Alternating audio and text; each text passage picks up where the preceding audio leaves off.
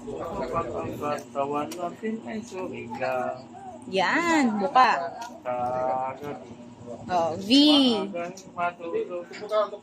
Yung buka may dalawa. Yan. Pwede ba may ano ka sa ano Corolla dati, yung tubo? Meron. Andun lang yun. Tingnan mo natin sa ano, Corolla ni Kaya. Baka andun lang yun. Bakit? Para pang tanggal ng ulo? Oo pa. Kapag exercise tayo, O kasi, Number 4. para welcome sa Pinoy Farmer Sabi mo kay Jerry, Channel magpapayat. Panggamot.